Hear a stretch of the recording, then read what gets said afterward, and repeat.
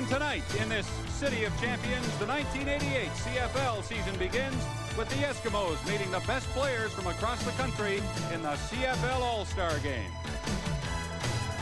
Tonight's special presentation on the Canadian Football Network is brought to you by Carling O'Keefe, brewers of Foster's Lager, the Golden Throat Charmer. And by Priority Post, EMS Courier, your better business connection in Canada and around the world. And by Petro-Canada, dealers and agents, our energy is Canada. Good evening, everybody. I'm Bob Irving. Welcome to the first game of the 1988 CFL season, the All-Star Game here in Edmonton, and we're happy to be bringing it to you on the Canadian Football Network. This is the 14th All-Star Game in CFL history, but the first since 1983 and the first since 1974 to feature the All-Stars against the defending Grey Cup champions. This game has had a bit of a checkered background, but CFL officials and the Players Association are optimistic that tonight's show in Commonwealth Stadium will be the start of better days ahead. You're never quite sure what to expect in all-star games. I would only say that with players like Matt Dunnigan, Jim Sandusky, Gizmo Williams, and Gil Finnerty on the field, we should be in for some excitement.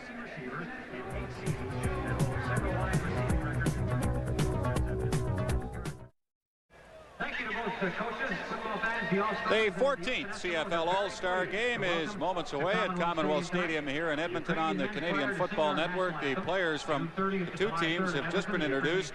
Matt Dunnigan received a mixture of applause and boos when his name was called, and that's just about what he expected as he makes his return to Commonwealth Stadium, where he played for the last 6 years, now a member of the BC Lions.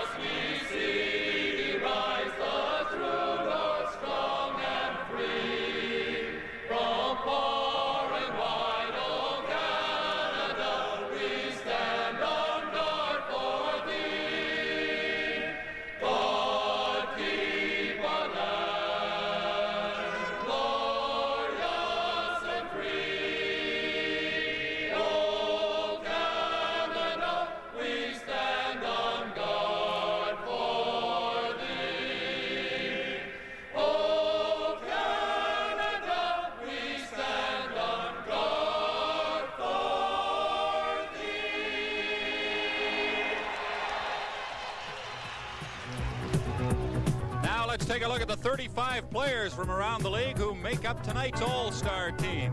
The BC Lions are represented by running back Anthony Parker, quarterback Matt Dunnigan, and 8-year veteran defensive back Larry Crawford.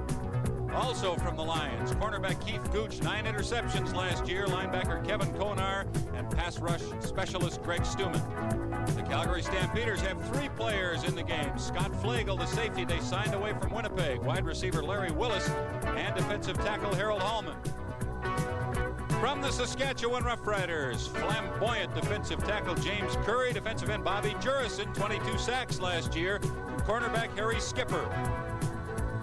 Also from the Riders, 13-year vet Roger Aldag and center Mike Anderson. And 2 more players from Saskatchewan, and they are slotback Ray Elgard and kicker Dave Ridgway, who hit on 49 of 57 field goal attempts last year. The Winnipeg Blue Bombers have 7 players in the game. Slotback Perry Tuttle and quarterback Roy DeWalt are 2 of them. DeWalt, the newest member of the Blue Bombers. And veteran offensive lineman Nick Pastaya and Chris Walby. And the Bombers also have defensive backs Ken Haley and James Jefferson and linebacker James West here. Hamilton sent Steve Stapler, the wide receiver, defensive tackle Mike Walker, and slotback Rocky DiPietro. The Toronto Argonauts have Gil the Thrill Finnerty and Darrell Smith. Finnerty, the Rookie of the Year last year in the CFL. Also from the Argos, punter Hank Alesic and offensive tackle Chris Schultz. Dan Ferroni also here, but he went home today after spraining his ankle. And from Ottawa, running back Cedric Mitter, offensive lineman Nick Benjamin and Kevin Powell. And also from the Eastern Rough Riders, defensive back Will Lewis and 9-year veteran defensive end Greg Marshall, and wouldn't 8 CFL head coaches love to take that collection of talent into the season? Now let's go down to field level, where my sidekick Neil Lumsden is situated. I'm joined by the 2 head coaches of tonight's game, Joe Farragilly, the Eskimos, and Jack Parker, the All-Stars. And Jack, must have been a lot of fun this week working with a lot of talented guys. Those guys worked really hard, and you know, they've had fun, and they hope we have some fun tonight. Hope it's a good game. Joe, a great chance to evaluate the veterans and rookies. Well, I think it's a great honor to play 34 great individuals that have represented the CFL, and it's a lot of fun. It's exciting and it's thrilling, and like Jackie said, I hope we give them a good game. Good luck to both of you. I hope everyone stays healthy. Thanks, fellas. Right. Thank you, Neil. The ceremonial opening kickoff taking place right now. Commissioner Doug Mitchell is out there. That's the president of the CFL Players Association, Greg Feger, teeing the ball up. Frank Morris, the director of player development for the Edmonton Eskimos, was slated to be at field level, but he's not. Steve Poprosky, who's an MP from Alberta, kicking the ball off in a fashion. And that officially opens the 1988 CFL All-Star Game, which has attracted a pretty good crowd to Commonwealth Stadium. They were hopeful of attracting 30,000 fans, and they'll be in that neighborhood. This is part of the Eskimo season ticket package, and they have about 26,500 season ticket holders. Now let's go back to the sidelines. Once again, here's Neil Lumsden. Matt Dunnigan, quarterback of the All-Stars and the BC Lions. Matt, it's been a crazy week for you. Traded, now you come back here. Kathy, your wife is pregnant. How can you think about football? Oh, it's difficult, but once you step on the field, Neil, you know what that's like. You just go out there and do the very best you can and focus on what's happening in the hand. But you're right. I got a lot of things in my mind. It's been a very hectic week. Matt, how many plays do you have in your game plan today? I'd say maybe 12. Draw a few on the ground? That's right. Roy and I are going to have to be innovative out there and have to play some things and make some things happen. Well, remember your mic, so don't say any nasty words. No, I hear you. I'm going to try to be good. Good luck. Okay. See ya. Well, there are many marquee names in this game, of course, in the All-Star team, but first and foremost is the name of Matt Dunnigan, who 9 days ago was still an Edmonton Eskimo, but the Eskimos gave in to his demands of a trade and sent him to the BC Lions. And Dunnigan makes his return to Edmonton very quickly. I think the one that people will be looking forward to even more is the BC Lions' first regular season visit to Edmonton, which will be Thursday, September the 1st, and we'll have that game on the Canadian Football Network. Very nice night in Edmonton. Temperature not too warm for the players. And the grass field, the last remaining grass field in the Canadian Football League at Commonwealth Stadium, is in superb condition. And they've forecast some rain showers tonight. We hope that they're wrong or that they're late. Damon Allen, who is now the man in charge at quarterback for the Eskimos with Dunnigan gone, warming up, and Jerry Cowrick with the ball on the tee. To start this game, Cowrick for the Eskimos will kick off to the All-Star team. And the 88 All-Star contest is underway. It's Larry Crawford of the BC Lions with a football. And he finds a hole up the middle out near the 44-yard line. Larry Crawford has been returning kicks in that style, that very impressive style, for many years now. So the All-Stars, most of whom have been here since Sunday night and have had 3 full days of 2-a-day workouts. Well, scrimmage, 1st and 10 at their own 43. Roy DeWalt did not come in until Monday evening. He has had 3 practices, a limited knowledge of the plays, but thinks he can make some things happen. And he hands off on the first play of the game. Gil the Thrill Finnerty carrying, and he has 2 or 3 yards up the middle. We have a microphone on Roy DeWalt, and we're going to listen in as he calls this next play. 80, all hook, first down, ready? Gain of a couple of the second down. Swing. 8 All-Stars, ball on their own 46.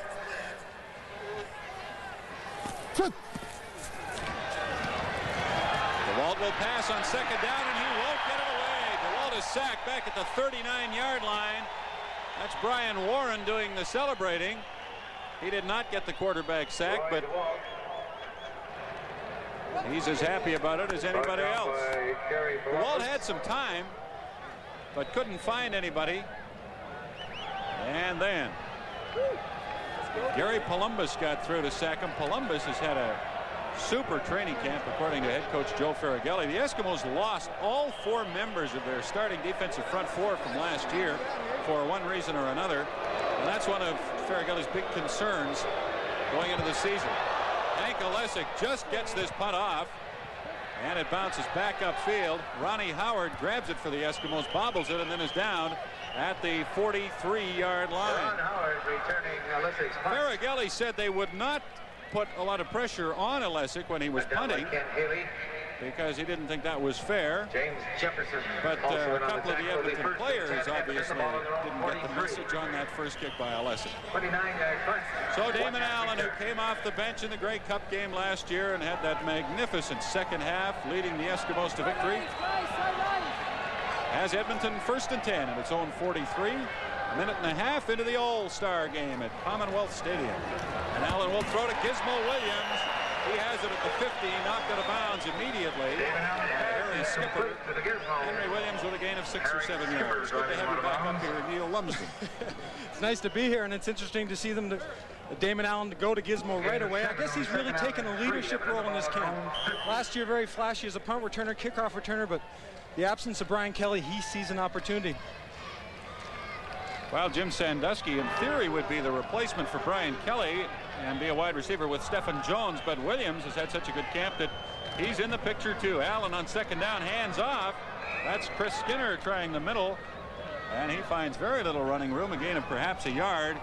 The Eskimos will be left 3rd and 3 and will send out their punting team.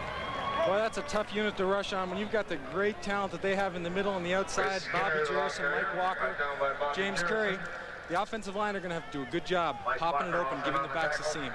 Neil, most people feel the Eskimos have the advantage in this game because they've been in training camp for 10 days and are all pretty much in sync, whereas the All-Stars have only been together for 3 days. Would you agree?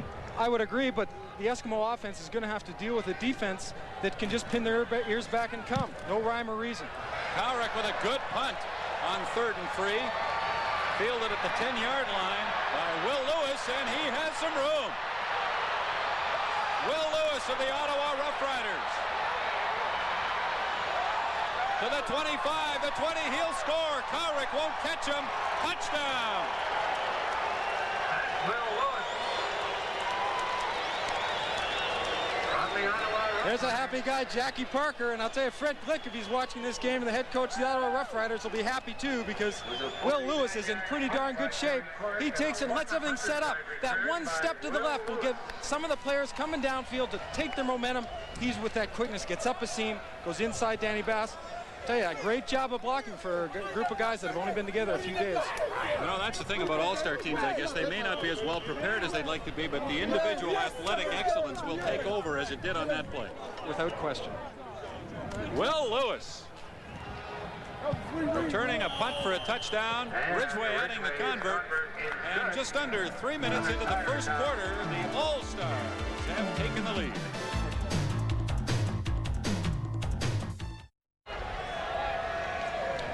Will Lewis, third-year member of the Ottawa Rough Riders, just returned a Jerry Kowrick punt 100 yards for a touchdown, and the CFL All-Stars lead the Eskimos 7-0.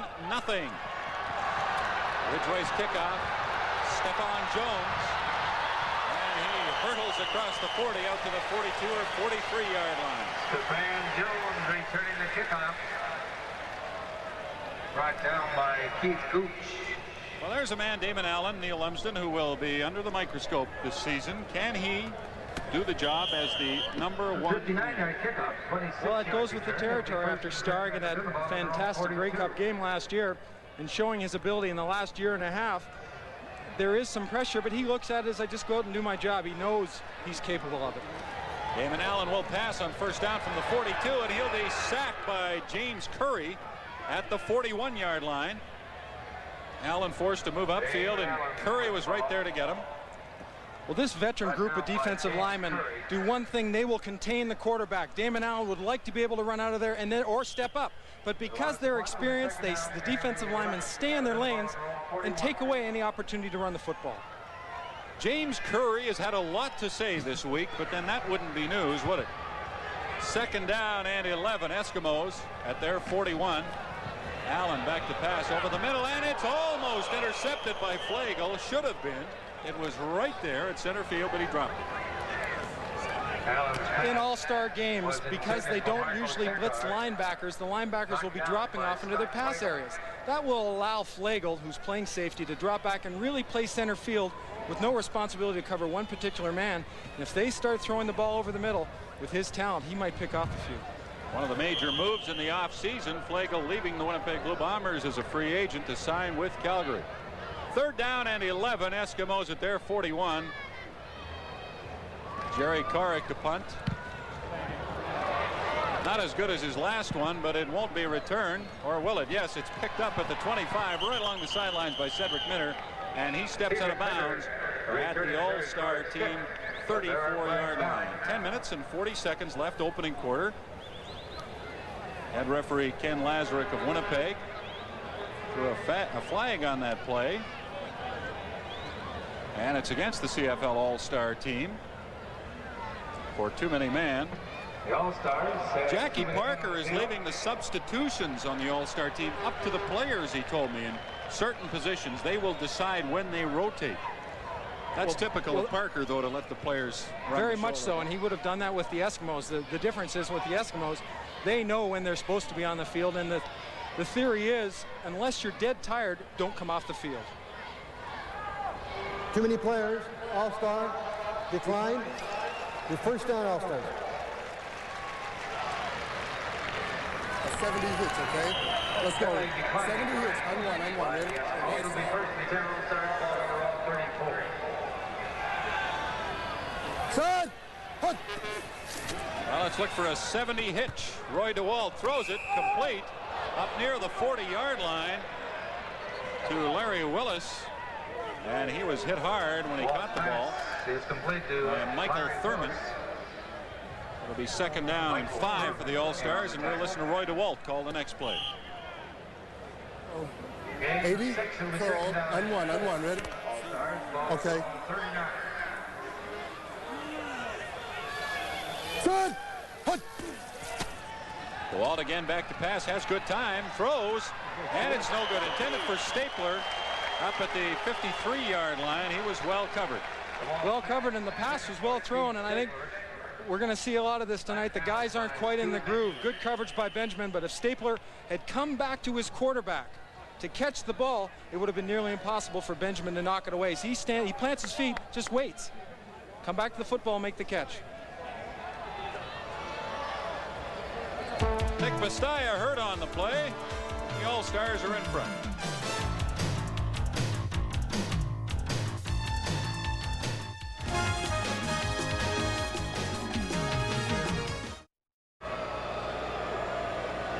Paul Robson, the general manager of the Ottawa Rough Riders, has joined us in the booth, and we're going to talk with Paul about the football picture in Ottawa this season in just a moment. But first, we'll follow this play on the field. Nick Pastaya, by the way, of the Blue Bombers was okay. He seemed to be okay as he left the field, and here comes the gizmo. Henry Williams caught from behind at the 51-yard line, and he lifts the Edmonton Eskimo fans at Commonwealth Stadium off their feet. Nick Pastaya on the sidelines, and he looks to be all right after apparently hurting a knee. Paul Robson, I understand that the Ottawa Rough Riders have taken another step toward community ownership. Tell us about that. Yes, the limited partnership announced today that they've become a non-profit corporation, which is another of the steps in community ownership in Ottawa, and we're really excited about Super Season 88. Do you like that kick return by Will Lewis? I sure did. Damon Allen on 1st down, sacked by Mike Walker. Paul, talking to Greg Marshall earlier on in the week, he said the feeling in camp and by the players, it's great. And if an old guy's saying that, you know things must be doing pretty well. Yeah, we're having a good training camp out in Kempville, a community out in the valley. It's been super. The people out there have really welcomed us with open arms, and it's been very productive for us. So we're having a good camp. Paul, you have a big telethon. Is it this weekend? Yeah, Super Season 88 kicks off on June 25th with a sellathon at Lansdowne Park and on CHRO TV Cable 6. So we're excited about coming up. Blake Marshall on the screen from Damon Allen gains about 10 yards. It'll be 3rd and 8 for the Edmonton Eskimos. Tell us about your quarterback situation, Paul. I know that that's the focus with every team, and how's yours looking at this stage? Well, we've got 4 quarterbacks in camp: Art Schleister, Todd Dillon, Jeff Wickersham, and Bob Jensen, all doing very well. We're very, very pleased with their progress. I know Fred Glick is very pleased with what's happening. How is Schleister looking? He's, of course, a very interesting story. Yeah, he's a very mobile kid, 28-year-old kid, and he's got some really interesting talent. He moves well, throws the ball well, and Jeff Wickersham is looking good as well. But, you know, Todd has been the guy that's carried the flag for us. Here's Will again. Will Lewis of the Ottawa Rough Riders. He ran one of these back 100 yards earlier in this first quarter to give the All-Stars a 7-0 lead, but nothing doing that time. Mark Norman makes the tackle down at the 20-yard line. Paul, thanks very much for joining us, and good luck to the Ottawa Rough Riders in 1988. Thank you. Paul Robson, the general manager of the Ottawa Rough Riders. He's got a good look at Gary Durchik, offensive line coach, working with his offensive linemen. You don't have to be the All-Stars to draw things in dirt and try to straighten some things out that aren't working well on the field. Just like in the sandlots. Roy DeWalt hands off on a draw play. Cedric Minter finds a good opening initially, and then it closed up. He's down at about the 19-yard line for a gain of around 4 yards. Cedric Minter, a good all-purpose running back. He showed that when he was with the Toronto Argonauts a few years ago. Very valuable coming out of the backfield, not only in the flat patterns, but he can go downfield and really run one-on-one with the defensive backs because of his speed and quickness. Perhaps saw Nick Bastaya back in the game, shaken up a few plays ago. Roy DeWalt on 2nd down will throw, complete to Larry Willis at the 30-yard line, and he dances around and winds up back at the 28, but he will have a 1st down for the CFL All-Star team. Now the veteran receivers, you heard Roy call plays in the huddle beforehand, very similar. The formations are all going to be the same. All he's doing when he calls a pattern is directing the receivers. That's a little hook up to the outside. Willis sees Danny Bass coming, and Schaefer decides to change his mind. Michael Thurman is the young corner out there trying to replace Stanley Blair, Neil, and what a great test for him to cover Larry Willis. Well, if nothing else, he'll learn something tonight. DeWalt has lots of time, hits Willis up at the 35. He dances around and then finally steps out of bounds. And close to the 35 for a gain of in the neighborhood of 5 yards. 6:25 left in the first quarter. 7-0. The All-Stars lead the Eskimos. Jack Parker with a mic. We have mic'd him tonight. We also cautioned him. We better watch what he says on the sidelines. But he's so calm and collected, even when he was head coach of the Eskimos. Just he knew what was happening. Not a lot of yelling and screaming. Just get the job done, and we'll carry on. He's doing a lot more pacing than I would think Jack would do in a fun game. He's a competitive man. DeWalt on 2nd down swings it out up to the 40-yard line. And that'll be close to a 1st down for the All-Star team. Anthony Parker in the game now on the receiving end of that. So when a quarterback gets in a little trouble, he doesn't look downfield and find what he wants. Those running backs, all they're going to do is check for the linebackers to blitz. If they don't, they'll go in a little swing pattern to the outside and try to bring those linebackers up out of coverage. 1st and 10. DeWalt will throw long. And for Perry Tuttle, no good, as Tuttle was out of bounds and couldn't hang on to the ball. Let's hear what Roy DeWalt says now after getting nailed.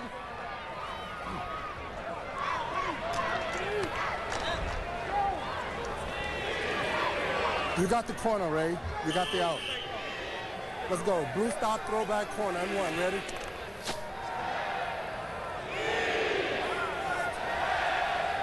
Set. DeWalt again with lots of time. Now he's under siege and is brought down back at the 31-yard line by Brett Williams, the toaster. He was probably one of the happiest fellas in Canada when he found out after the trade that brought him to Edmonton. Roy DeWalt getting the time. When you hear him call blue, that means he's going to be sprinting to his left. Wants to throw to that side, but good coverage by the secondary gives Williams a chance to come through, and that shows you what kind of an athlete he is. He can run down DeWalt. Williams acquired in the trade for Leo Blanchard DeWalt said, "You've got the corner, Ray," when he called that play. What did he mean, Neil? Well, he's probably going to try to take the corner out wide, occupy the man. Lessig's punt bouncing around and picked up at the 42-yard line by the Eskimos. Greg Kratzer, one of the many rookies who are dressed for Edmonton. They have 50 players dressed this evening. He's a product of Edmonton, played with the Edmonton Wildcats junior football for a number of years, went to an Eskimo camp, and then went down to Dickinson State, where he had just a tremendous 1987. He led the nation in kickoff returns with believe this, an average of 47.5 yards per return and 5 touchdowns. He's got some wheels. 47 yards. Average. That's not too bad. Damon Allen hands off on first down. And through the middle, Blake Marshall carrying, gets a couple. As Jack Parker, the coach of the All-Star team, continues to pace. Are you substituting yourself now? Parker is letting the players do the substitution, but he wants to make sure they're on top of it. He doesn't want any more penalties. As much as fun as he's going to have tonight, as you can see, he's into this one. 2nd and 8, Eskimos at their 44. Allen is hit as he releases the football over the head of Chris Skinner. And it was Greg Marshall who got through to put pressure on Damon Allen. Well, that wily veteran, he's going into his 9th year in the CFL, has come into camp this year probably in better shape than he's been in a long time. And he just wants to have a good season. He wants to take some leadership and go and get those Ottawa Rough Riders, as I'm sure Fred Glick would like him to do, and get some momentum, get the things going, do what he has to do as a seasoned veteran, and, you know, educate some of these young fellas. Yeah. I asked both coaches, Neil, if there's kind of a gentleman's agreement not to hit the quarterbacks in this game, and they both shook their heads no. And I think we've seen that already. Allen and DeWalt have both taken some pretty good pops. Carrick's punt. Larry Crawford with it. And he's back out to the 47-yard line of the All-Star team. 4 minutes, 14 seconds remaining in the opening quarter. The All-Stars lead 7-0 on a 100-yard punt return by Ottawa's Will Lewis. Well, the one advantage the All-Stars have tomorrow is they get to go back to their training camps, while the Eskimos will have to watch and sit down and watch this film and be criticized. The All-Stars know, hey, there's no tomorrow for this game. We'll just have some fun. Roy DeWalt swings it out to Anthony Parker, who was his teammate the last couple of years in BC, and Parker gets out to the 52 and will have a gain of 6 yards. The Eskimos are going right back to 2-a-day practices tomorrow, even though they've played tonight. And I know that the Winnipeg Blue Bombers, the 7 of them who are in this game, are flying home in the morning and will work out twice tomorrow. So, well, the coaches would like their players back, and they all understand how important an All-Star game is, but they've got to get ready for a season, and losing their star players, even though they're veterans, for a few days can hurt. 2nd down and 4. DeWalt will hand off, and a good hold for Parker through the middle. He's to the Eskimo 50-yard line, and we'll have a first down. That's just a good example of a running back finding a seam when the offensive linemen are just really getting in the faces of the defensive players. Just look at the guy in Danny Bass. Not a bad hold on Danny Bass, I might add. That's all the running back has to do, especially a guy like Parker. Find a seam.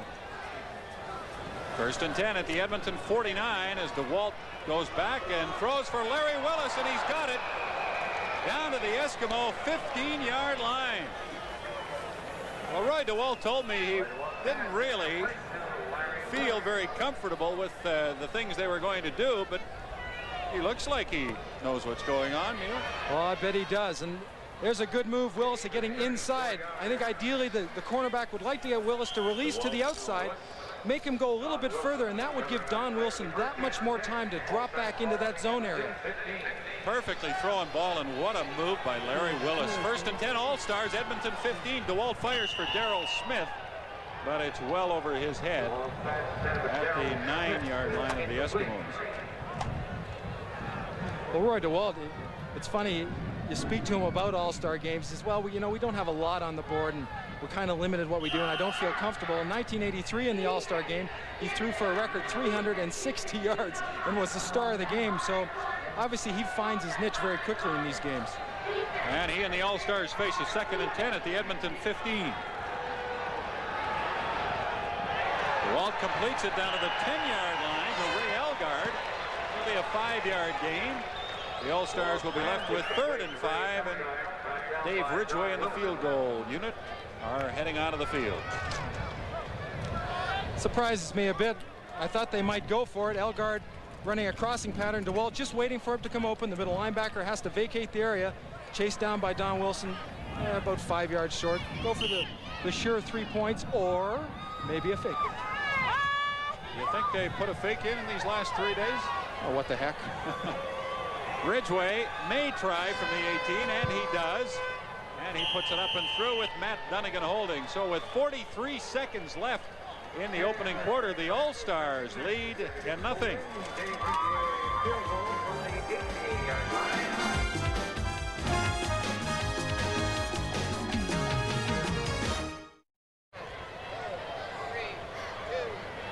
.43 seconds left in the first quarter at Commonwealth Stadium. The CFL All-Star Game on CFN, and the All-Stars, after a Dave Ridgway field goal, will kick it off.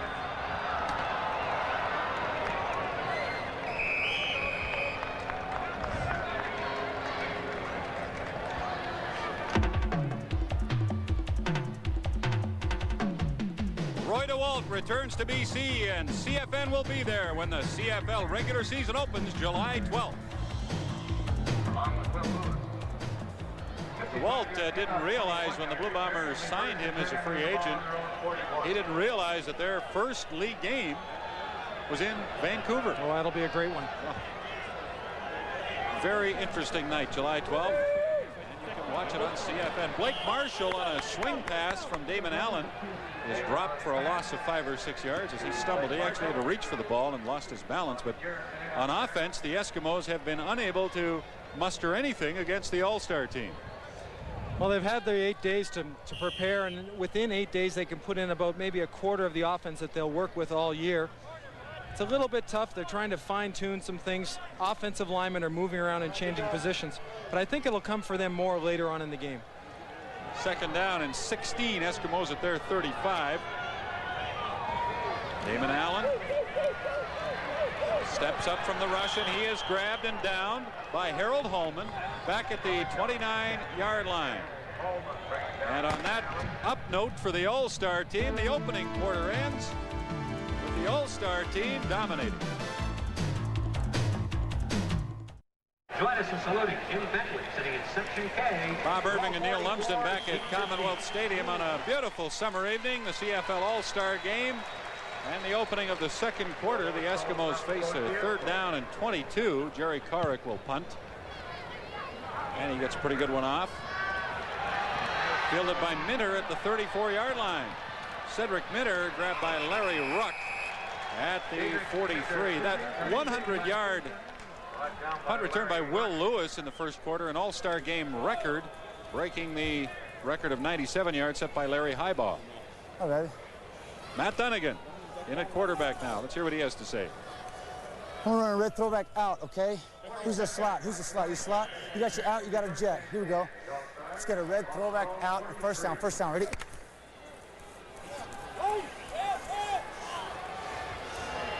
Set!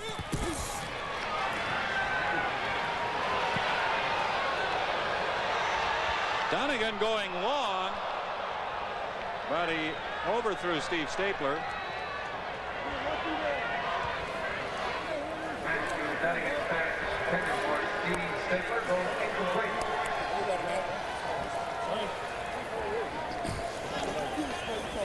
What's that? Yeah. Here we go, baby. Here we go now. Let's get a near right. Let's get a red out and first down, ready? Yeah, sorry. Set!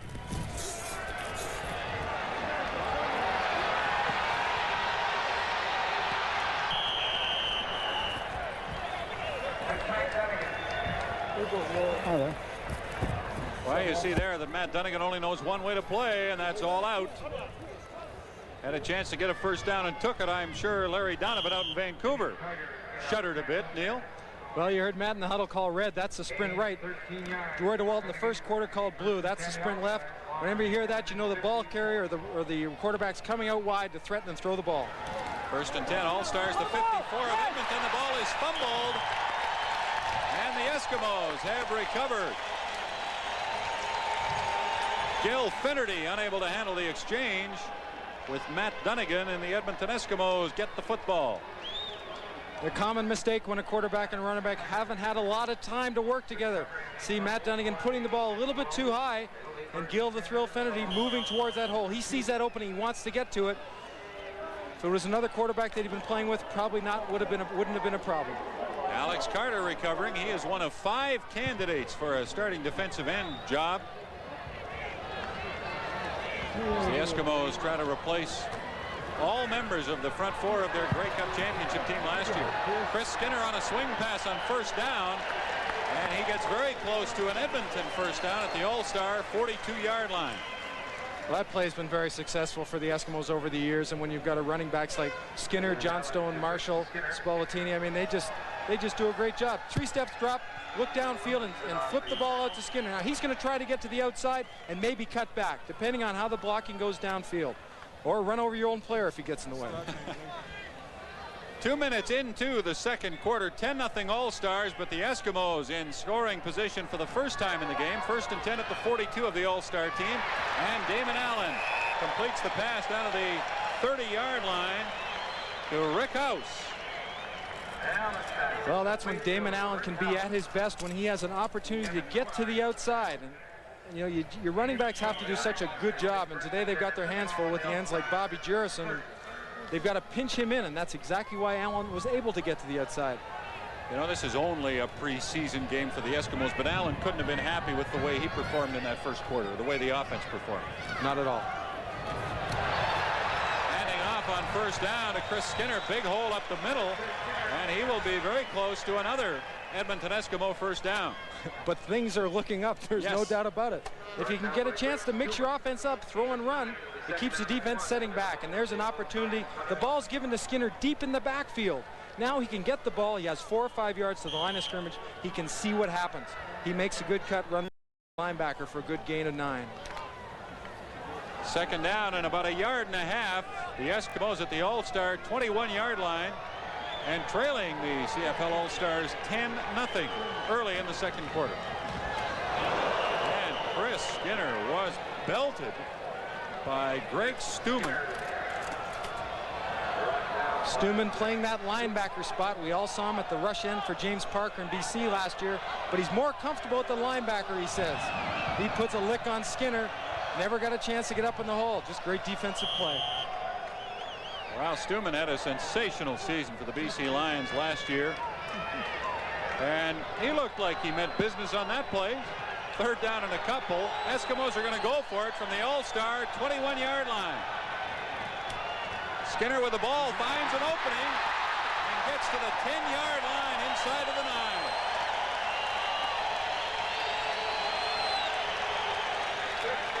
Well, the key to a successful short yardage play is the offensive line, regardless on what side, has to come off low, get in the face of a defensive lineman, and your lead running back. There you see him. Number 32, Spallettini, gets upfield quickly, gets in the face of Flagel, allows Skinner to tiptoe through there, make a nice cut, and get a first down. The Eskimos, trailing 10-0, are now at the 10-yard line of the All-Star team. First and goal. Allen looks in the end zone and throws low for Stephen Jones, 5 yards in. Appeared to be open, but Allen threw it low. Well, the timing between a quarterback and his receivers, more so the downfield receivers than the running back, is probably the thing that takes the longest to mature through training camp. Getting that timing down. Throwing the ball before the receiver makes his cut. It's that confidence, and we almost saw Damon Allen almost hesitate there for a second, then throw the ball late. Second and goal, Eskimos at the All-Star 10-yard line. Allen into the end zone, no good. Either intended for Sinkar or Jones. I think maybe Marco Sinkar was the intended receiver, but way over his head. Will Lewis, who's playing halfback on the left side there, did a nice job of getting up in Marco Sinkar's face and really disrupting him. No place for Allen to throw the ball, and I know he's not happy about not putting it in the end zone when they get a chance. And they are going to gamble on, no they're not, they're going to kick a field goal. I saw Damon Allen walking out of the huddle like he was heading for the line of scrimmage. But there's Jerry Korick.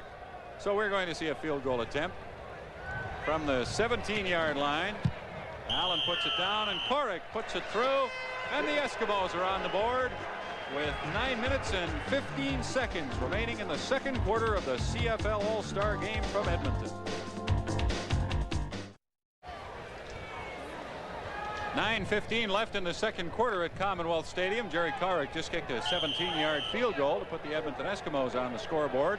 All-Stars 10, Eskimos 3, and Matt Dunnigan throws on first down complete up to the 43-yard line for a gain of 8 yards to Steve Stapler. Honorary captains have been named for this All-Star Game, one from each of the 8 CFL cities, and the man representing the Winnipeg Blue Bombers is with us now. John Bonk, who played 14 years in the CFL, four-time All-Canadian. That long, four-time All-Canadian, a Shenley Award winner, now enjoying retirement. What is John Bonk doing these days? Well, I'm working, as you know, for 1290 Fox back in Winnipeg, doing the color commentary for the Bomber games, and do a daily show called the Bomber Report during the season, and have my own ad specialties business, but let's not get into that. So much for the commercial. Yeah. Now, you played in an All-Star Game, didn't you? Yes, I did, back in 1983. It was the postseason All-Star Game. You have fun? I had a lot of fun because it was the last game until next year. You know, this is a little different for the guys this time around. It's the first game before the regular season gets along, and I think there's a little more intensity here tonight than there is the last time we saw an All-Star game. You're right, and I think there was a concern on the behalf of some of the players that it might get too intense for an All-Star game. Chris Walby mentioned that earlier in the week. He says, we want to have a good game, but we don't want a war. Well, Chris Walby is an intense guy no matter, you know, you could see him in the off-season at a movie and he'll yell back at the screen. So, you know, he's an intense guy all the time. John, you're very close to the team. You still do the color on radio, as you mentioned. When Tom Clements retired, a lot of people across the country were saddened because we're losing a great talent, but went, oh no, what's going to happen in Winnipeg? But it's been a real surprise. It's been a surprise because this club has always done its best to bring along talent. When we've lost someone, they've always been able to bring someone in that's at least as good, if not better. You remember when we lost Dieter Brock, they brought in Tommy Clements. This time around, Tommy Clements decides to hang it up. They go digging, and they come up with another biggie. Roy DeWalt, they come up with Joe Paopao. And let's not forget Tommy Mickey and Jeff Tedford, who are also back in Winnipeg, all fine quarterbacks, all able to play. And the result is something that is great for the CFL and the city of Winnipeg, the season tickets.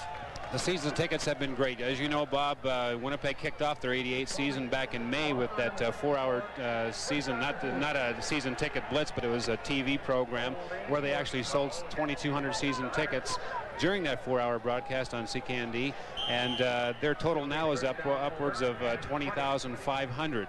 And it's a credit to that entire coaching the coaching organization that was out selling tickets. The players were out hustling, and the marketing department and the entire staff was just really hustling to really bring about a good atmosphere in Winnipeg, especially since Tom Clements retired.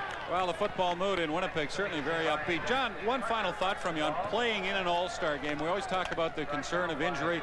Nick Bastaya went down early, and I'm sure Mike Riley and the Bomber coaches back home were grabbing their chairs a little bit. Is there any way you can play in this game and try not to get hurt? No. I think that's a mistake. When you don't play an intense game, in any kind of a game, that's when you're subject to injury. I think if you're passive out there, then there's more chance and more risk of you getting injured. So I don't think that enters into the thought. The guys want to come out here, they want to play hard, and they want to protect themselves by doing just that, playing as hard as they can. John, thanks very much for joining us. My pleasure. John Bonk, a 14-year CFL veteran with the Winnipeg Blue Bombers, now retired.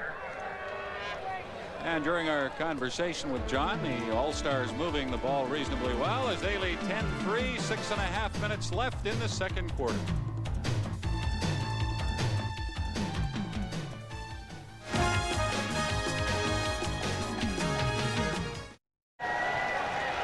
Jackie Parker is the head coach of the CFL All-Star team, and he has no shortage of help. Some high-class college coaches and a former player and a couple of junior coaches from the Edmonton area. 6 assistants working with Jack Parker. It's a good look at Kenny Lowe examining the knee of the injured ball player. 3rd and 2 for the All-Stars. Dunnigan swings it out to Finnerty, and he is stopped short of the first down, but there is a flag on the play. We have 6 minutes left in the second quarter. The All-Star team leading the Eskimos 10-3. Howard Wade was the gentleman of the Eskimos getting that knee looked at, and he's looking for that outside position defensive end. Eskimos offside, and that gives the All-Star team a first down. Alex Carter, another one of the defensive line candidates in the Eskimos, offside. James Zachary, Stu Hill, John Mandrich, and Tom Tuanay, the starting front four for Edmonton last year, they're all gone. Dunnigan going long for Larry Willis, and it's no good. Dunnigan actually underthrew Willis, and that gave the cornerback Taylor a chance to knock the ball away. But Danny Taylor had pretty good coverage. He was underneath the receiver Willis, but Matt Dunnigan throws the ball a little bit too hard here, and it comes off his hand wobbling. That will slow the ball down. It won't travel as far, and then it's just a jump ball right here. Taylor did a good job of coming back and getting in the way and almost picking it off. Well, Dunnigan would love to throw that one again because Willis had a step and was breaking into the open. Second down and 10, All-Stars at the Edmonton 39. Lots of time for Dunnigan. He throws, and it's knocked away. Good move by Steve Benjamin, stepping in front of Stapler to bat it away. Well, Matt Dunnigan had plenty of time and looked right across the field and finally came back to the backside where he saw a receiver open, but it just takes too long for the ball to get there. Stapler, a little bit of slide, so maybe he didn't get looked at immediately. He's got to come back. Then Benjamin wouldn't have as good a chance to knock the ball down. Good defensive play, though. Maybe notice the All-Star emblems there on the Edmonton Eskimo jerseys. These are specially made jerseys for this game, and they get to keep them as souvenirs, as do the All-Star players get to keep their jerseys as a memento of the game. Yeah, it's a real treat, too. On third down, Ridgway will try a 46-yard field goal. Dunnigan bobbles the snap, and Ridgway had to hold up and just couldn't get anything into the kick. And it's scooped up by Gizmo. But Henry Williams is well controlled by the All-Stars at the Edmonton 16. 4:44 left in the second quarter.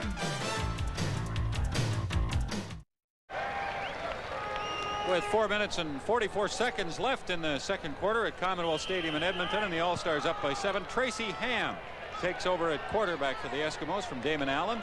First and 10 at his own 16-yard line. And Ham was nearly picked off, and should have been for the second time in this game. That was James Jefferson who had the ball right in his hands, and earlier Scott Flagel dropped one for the All-Stars. Just a great read. You see John Stone, the running backs are outside. Everyone's taken care of. Just tries to force that ball in there, and Jefferson just reads it perfectly, comes underneath Stephon Jones. Actually had to reach back just a little bit for it. It wasn't as easy a catch as at first look, but I am certain Jefferson would say he should have very easily had that one. Second and 10, Eskimos at their 16. Ham will run, and he will get very close to the first down. It looks like he has it. Mike Walker and Greg Stuman tracked him down along with Kevin Konar. Ham can run for sure. He's shown that last year when he got a couple chances to play. What the All-Stars will do to try to take away the sprint, and especially the running back or the quarterback from running, is get the middle linebacker and have him mirror what's going on. You saw James West there come up, number 58, and have a shot at him. He has to stay exactly in his face. If he moves to the left, stay right in front of him to take away that run. Tracy Ham in his second year from Georgia Southern has a first and 10 at the Edmonton 26-yard line. And he hands the ball off on the left side for a very short gain. As we look at the All-Star quarterbacks. Yeah, that's why I think it moved it back. Yeah. Well, we'll see in a minute. Yeah. Another second. Game 1. Yeah. Both striking that thinking pose. Both Dunnigan and DeWalt are mic'd and will be listening in on them throughout the game. Second down and 9, Eskimos. Ham has pressure, gets away and gets the football off, but it's no good. Thrown dangerously into a congested area. And the Eskimos fortunate not to have it picked off. 2:40 left in the first half. And the All-Stars lead the Grey Cup champions by 7 points. Baby, just you I'm thinking of.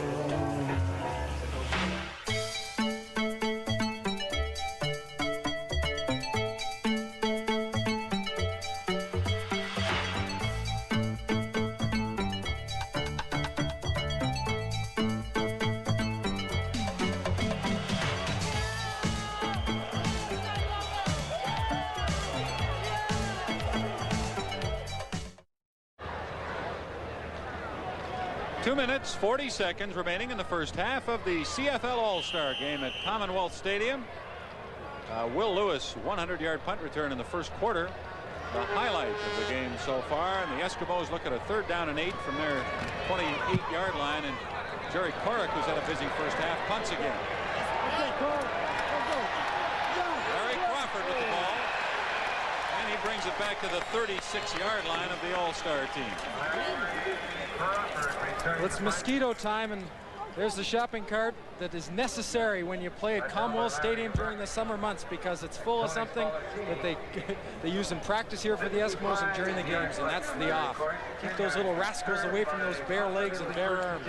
You and I were down at field level before the game, and they were all over us. Of course, as we said, this is the only remaining grass field in the CFL, and it's a haven for mosquitoes. This is Matt Dunnigan, as we have come to know him, picking up 7 or 8 yards. Again, in somewhat hazardous fashion, the kind that coaches don't really enjoy watching during an All-Star game.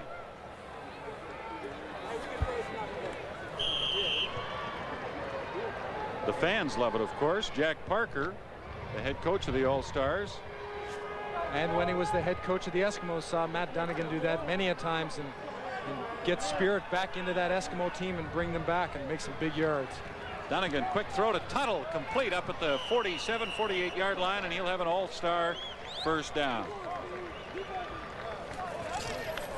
Well, you can tell the players, and especially the quarterbacks, Neil, to be careful, but the competitive instinct takes over, doesn't it? And particularly with Matt Dunnigan. Oh, it certainly does, and the competitive nature leads to injuries, and Ray Elgard was receiving attention from Dr. Peter Boucher there, the gentleman in the sweater, who's normally one of the doctors for the Eskimos, taking a shift with the All-Stars tonight. Gil Fennerty, nice move, gets him 2 or 3 extra yards on a dump pass. He'll be out to the 54-yard line and have a gain of about 6. With 1:30 left in the opening half at Commonwealth Stadium. This is the 6th time in All-Star Game history that the All-Stars have played the Grey Cup champions. And in the 5 previous games, the All-Stars won 3 and the Grey Cup champs too. Ron Howard, defensive back for the Eskimos, getting some treatment at the Edmonton bench. 2nd down and 4, All-Stars. Dunnigan on a draw play. And they will have a first down, it looks like, to the Edmonton 51-yard line. That was Cedric Minner carrying the football. One of the Eskimos advising referee Ken Lazarick that there's some holding going on. All-Stars wouldn't hold, would they? 59 seconds left first half. Dunnigan sprints right. And he'll take off and get down to the 44-yard line and then take a late hit with a helmet. And we have a penalty flag. And well, we should have. That was a very unnecessary hit in a game of this fashion. 15 yards. Howard Wade of the Eskimos called for spearing.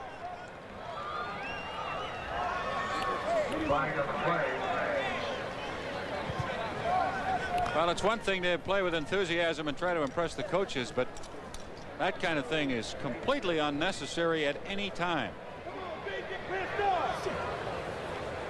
In the first place,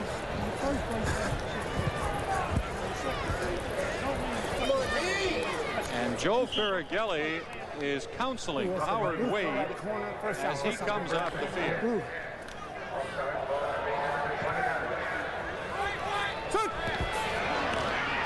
From the 29, Dunnigan to throw.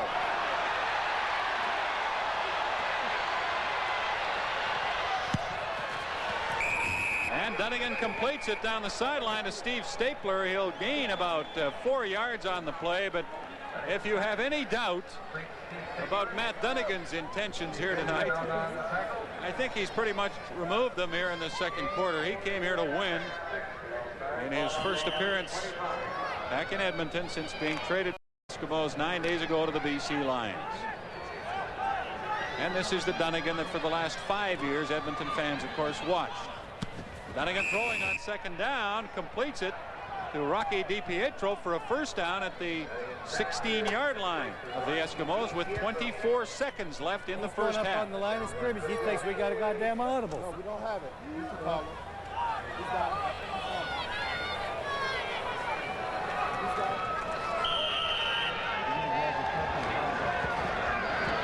Dunnigan to Finnerty.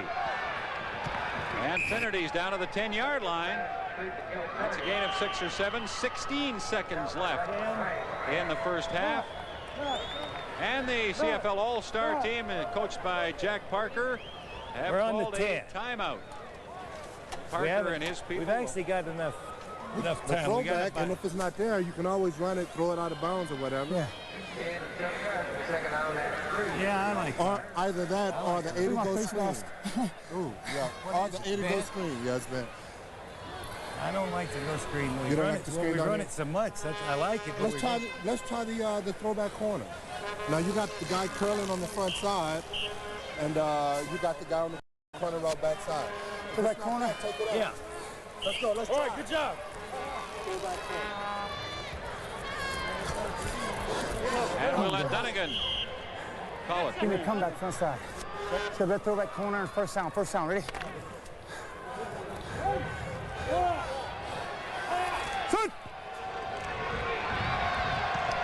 Second down and 4. Dunnigan in the end zone, knocked away. Cliff Toney covering Darrell Smith. That's a good job. He didn't have enough room to go deep. Field goal.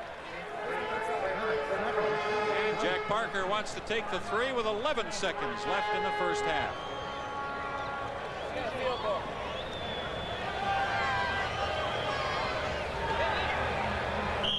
Dave Ridgway with Matt Dunnigan holding. And this will be a 17-yard effort. Ridgway kicked an 18-yarder earlier in the game.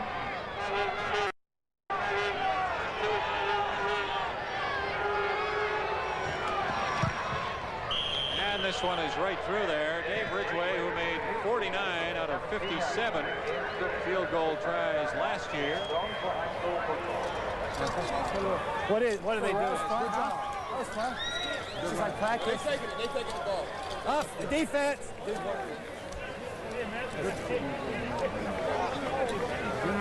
Defense, they only got time for a couple of plays. D-backs, give them some room.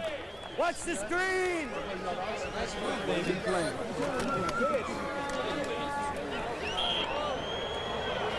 Hey. Was he? Kickoff return. He did it. He did a damn good job. Yes, sir. He didn't have enough room to go deep. 7 seconds left in the first half. Tracy Ham, the Eskimos take the ball rather than the kickoff. Throws complete to Spallettini up across the 45 to the 46. And that play will bring the first half to an end. And the CFL All-Stars look good in that opening 30 minutes. They lead the Edmonton Eskimos by 10 points, 13-3.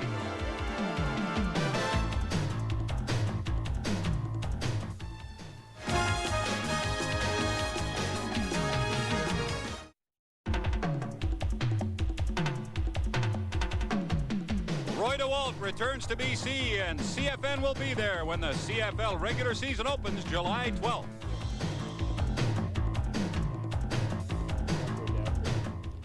I need a female 7-foot out here. Don't have one. The Parliament Buildings in Edmonton, where the CFL All-Star Game is being played, and not a bad first half with the All-Stars leading the Edmonton Eskimos by a score of 13-3.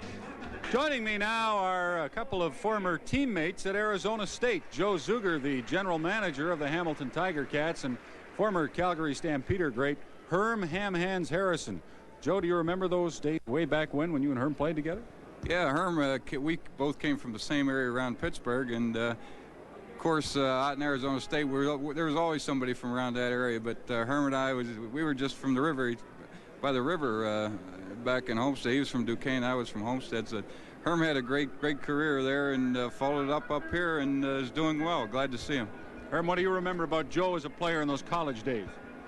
Well, I'll tell you, I was just astounded that he would be a 60-minute man being quarterback. You know, that was the thing that impressed me the most. Herm, what are you doing now? You, of course, played back in the 60s for the Stampeders, a 3-time All-Canadian. What keeps you busy these days? Well, sales with KISS Radio and CHFM. in Calgary. You know, basically sales, and I've been with them quite a while now, so obviously I must like it. You are the honorary captain of the Calgary Stampeders. What's the football mood in Calgary like this year? Well, the mood has been sort of up and down, but I think now it's getting on a positive track. We brought in Normie Kwong as our GM, and it just seemed like things start to turn around. I think everybody's sort of on a just saying that the Stampeders can pull it out, the CFL can pull it out. Everything seemed to be positive, you know, coming off of the Olympics and everything. It seems great. I think we're going to be there. Okay, Herm, Joe Zuger. Situation in Hamilton this season. Your club going to have a lot of changes? I think, you know, we have some holes to fill, Bob, and I think they're going to be filled. We have some exciting young people coming in, our player personnel, and Mike McCarthy, he did a good job, linebacker, and we're going to have an interesting football year, I think. But I'd like to remind all the fans back in Hamilton to come out to the black and gold scrimmage on Sunday, and we're having a season ticket pickup, just to remind season ticket holders to come out and watch the game, pick up their season tickets. Joe Zuger and Herm Harrison, thank you both very much for joining us. Neil Lumsden, I believe, is in the All-Star team dressing room, so let's go to Neil. Yes, I am in the All-Star dressing room with defensive end Greg Marshall. By the looks of the sweat on the T-shirt, it hasn't been easy so far, has it? No, we're working pretty hard out there. You know, there's not a whole lot of bodies on our sidelines, but we're having a lot of fun, and all that hard work we did this week's paying off. Yeah, I'm sure you worked real hard. You mentioned that the special teams, probably more so than anything else, is what gets you down. Yeah, it's tough, you know, at this time of year, first game of the year for everybody. You're not really in great game shape. You know, you think you're in good shape when you come to camp, but it's a little faster, everything moves a little quicker when you're out in the field, so it gets to you after a while. What kind of intensity are you seeing from the Eskimos? Are they seem kind of tentative, not totally prepared? Well, you know, I think at this point in the season, they're still, you know, very basic too, so you know, they're out there slugging away pretty good, and I think the key to the game so far is the guys up front, and you know, both lines for us are playing pretty well. Great talent on defense. Got to be fun to play with them. Yeah, it's a lot of fun out there. I was saying when we were coming in, maybe we could move this franchise to Montreal or something. Well, there's been some talk about it. Second half, you're going to get a lot more time, or is it because of the bodies? I mean, you're going to play defensive end. Are you going to flip sides? Yeah, we're flipping around. We got 5 guys and covering 4 spots, so we just kind of ad-libbing. You know, whichever 4 guys show up out there, we start picking a spot and just play. So it's a lot of fun. Not a lot of coaching going on behind me now, is it? No, not really. Players are kind of, you know, well, let's try this one this time, you know, and try this one next time. So, you know, I think the coaches that are here, they've had a lot of fun. You know, they've enjoyed being around us. We've enjoyed being around them and talking about football. It's been a good week. Thank you, Greg. Okay, sure, Neil.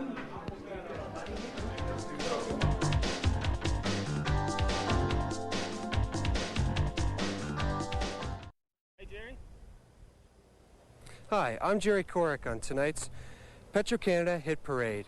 A look at some CFL All-Stars, past and present, Heroes, sung by Stan Foster.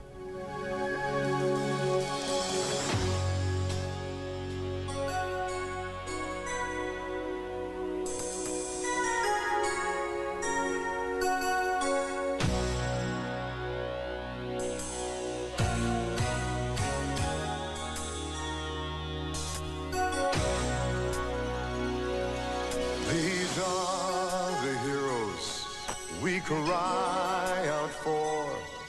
It's the soul that struggles in search for more, and one who lives in risk because destiny would have no other way, it seems.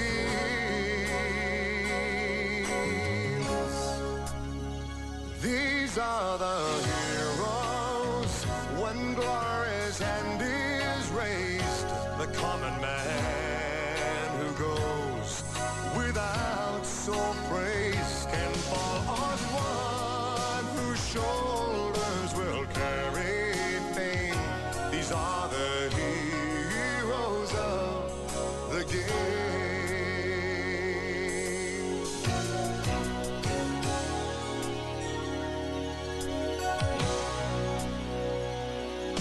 In search for answers to questions of why, all these heroes' hearts will never die.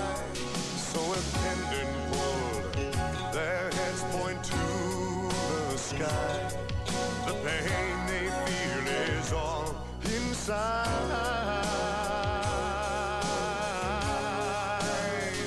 These are the heroes when glory's hand is raised. The common man who goes without so praise can fall on one whose shoulders will carry fame. These are the heroes of the game.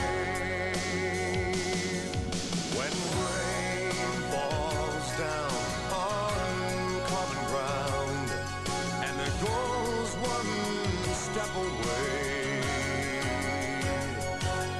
a cry will rise above the crowd and the victor's voice will say,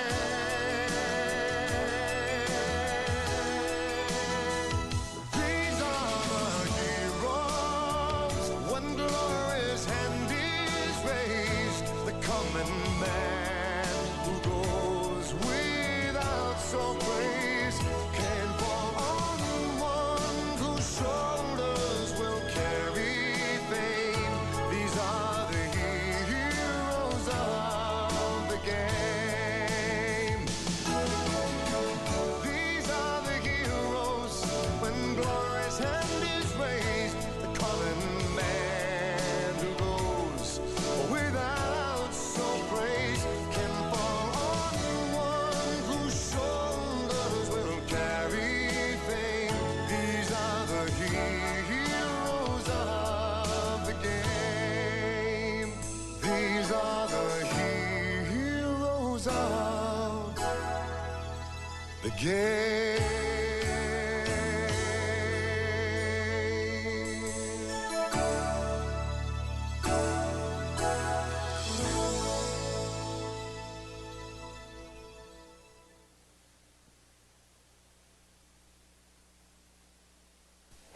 Baby, just you I'm thinking of.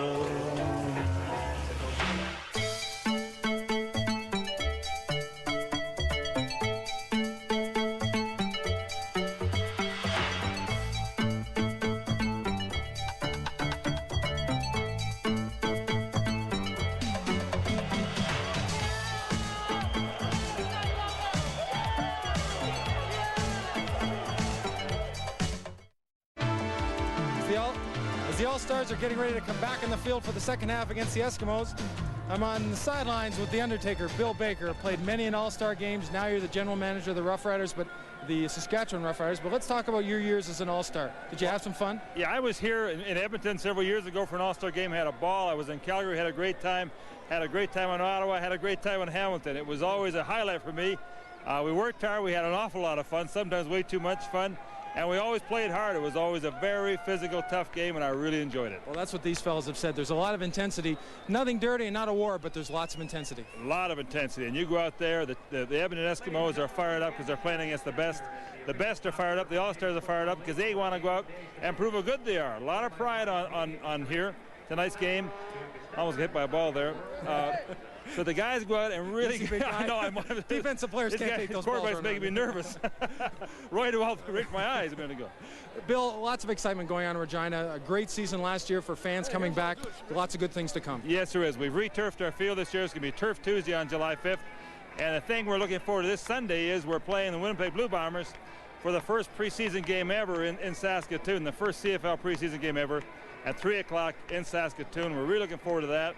We're going to have it at Gordie Howe Bowl. It's kind of an old-fashioned stadium. It's about 3,000 bench seats. And the rest of the fans are going to sort of huddle around on the sidelines and watch a great football game. Sounds like fun. Should be a great time. Congratulations on last year. Good luck this year. Thank you. All right, Bill.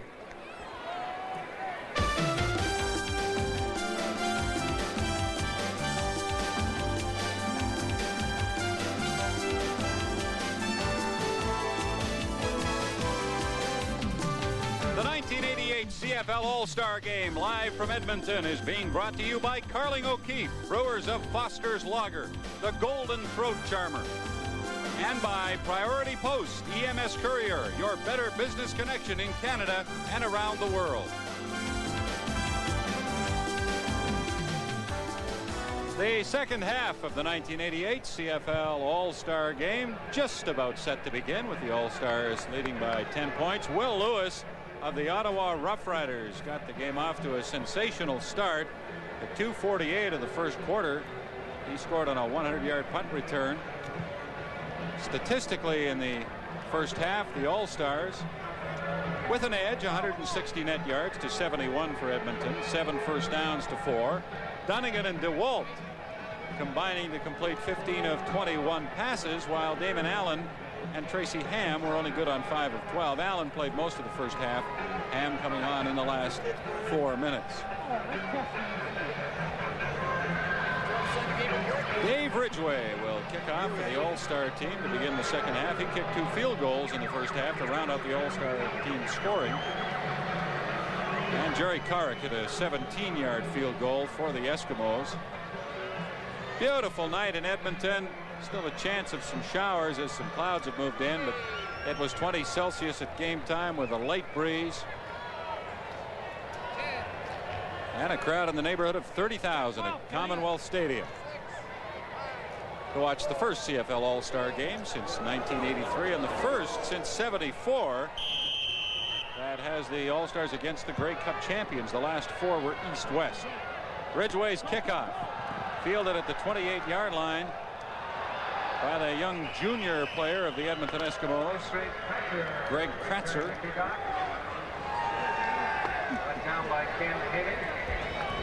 And Damon Allen will lead the Eskimos out on offense to begin the second half.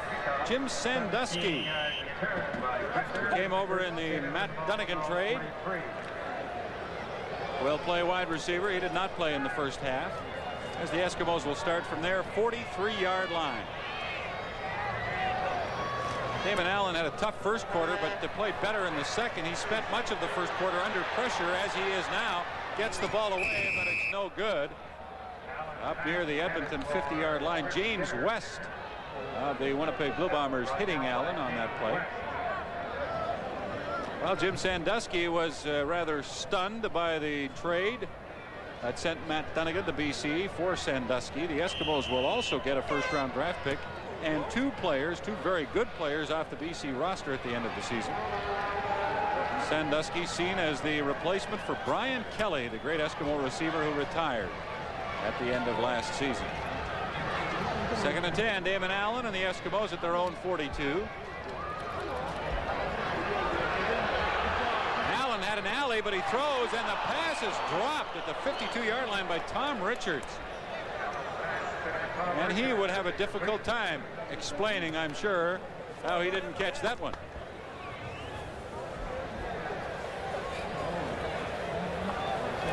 And again, you see the specially made jerseys for this game that players on both sides get to keep as souvenirs. Chris Walby of the Winnipeg Blue Bombers, who's playing on the offensive line for the All-Star team, said he saw that as one of the highlights of the week, getting that jersey to take home and put in his trophy case. 3rd and 10, Jerry Carrick will kick. And he hits a driving spiral. Cedric Mitter back to the 15-yard line.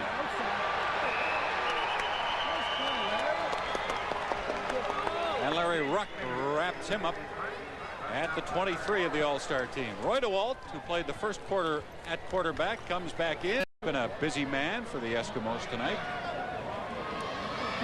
This game, of course, counting as one of Edmonton's preseason games, and a good test from an evaluation point of view, Neil, for the linemen in particular, who have to go one-on-one with these great CFL players. Maybe the best test they'll receive all year, because the fellows they're playing against are so talented. Carrick drives a spiral. Larry Crawford at the 19.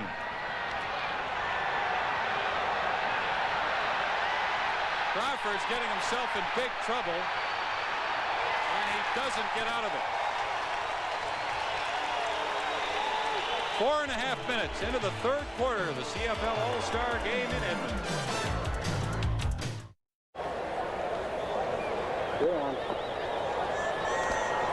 Neil Lumsden, tell me what that fellow's name is. Wilkie. Tom Wilkinson. Okay. That's what Wilkie looks like now. Hey, that's what old quarterbacks look like after wear glasses. That's right. 10 minutes left, third quarter of the CFL All-Star Game. The All-Stars with a ball, and Anthony Parker with a big hole on a draw play out across the 20 to about the 22 or 23 for a gain of 12 or 13 yards. Well, we have a man with us in the booth right now who ripped off some good gains like that back in the late 60s and early 70s for the Toronto Argonauts. Bill Simons, an outstanding player 1 year in the CFL. Bill, you're still in the Toronto area, I understand. What are you doing now? I work for a lumber yard, or well, it's a wholesale distribution in lumber and plywood, and then I have a small farm there that I just piddle around with. And, you know, keep pretty busy. You still follow the football? I don't get to the games as much as I'd like to, but it's, you know, I'm not too hot on crowds and stuff, so I pick up what I can on TV, though. You were the MVP, I think, in the 71 All-Star Game. Do you remember that? Yeah, it was down in Montreal. We had a great lineup, had a great bunch of guys, and All-Star Games are great because you get the chance to meet all the other players and you know, go out and just clown around with them. You never get too serious, and there's always so much talent there. It's really great to get involved in. Bill, I know the answer to this question, but the intensity, once you've played and then you show up at a game like this, you get fired up, don't you? I mean, you almost want to jump back on the field. Neil, I get pretty excited, but then I see a defensive tackle that's 270 run down a quarterback, and that's not fair. Yeah, you got to put restrictions on this game. These guys are getting too big and fast. I was standing beside Chris Schultz there, and I told him I'd close my arms, stick my arms out, or close my eyes and stick my arms out and tell him jump on and tell me when he's there. But that's a big lad, you know, like he sure is. He wouldn't be bad to run behind, I don't think. Well, a lot of excitement in Toronto about the Dome Stadium, the Sky Dome. I say, is there a lot of excitement in Toronto looking ahead to the Dome Stadium? They really are. It's being held up a little bit with the concrete strikes and a couple strikes down there, but it's going to be a great addition. You know, it's going to be exciting to see a ball game. Well, the Toronto Argonauts are in for another very interesting year. They got to the Grey Cup last year and came so close to winning it. Most of the players back, they're going to have a pretty good team, it looks like. I think barring injuries, and that's always a big part of any football team, but barring injuries, I think they're going to have an excellent ball team. They got some young, good quarterbacks, good arms. They're really well anchored on the offensive line. And as far as I know, you know, Gil the Thrills, he's just an exciting ball player, and he's really a great addition to the CFL, I think. Bill, I'm sorry, and just say someone who's been very quiet and doesn't stand up front, Bob Obilovich, good head coach, players respect him, and he gets the job done. I've been around Bob a lot, association through our, you know, just old-timers hockey or golf tournaments and what, and Bob really has a rapport with the players. It's one of the best rapport I've ever seen with the coach and the players. Bill, thanks very much for joining us. Thank you very much. Bill Simons, former Toronto Argonaut great. As Gizmo Williams has the ball taken away by Ken Haley on the punt, but the Eskimos will retain it. 7:50 left in the third quarter.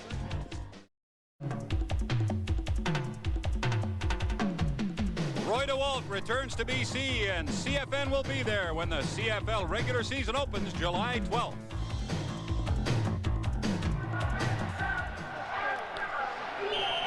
Well, the rain we talked about being a possibility earlier is now a reality, as you can see by the dress of the Edmonton Eskimo cheerleaders.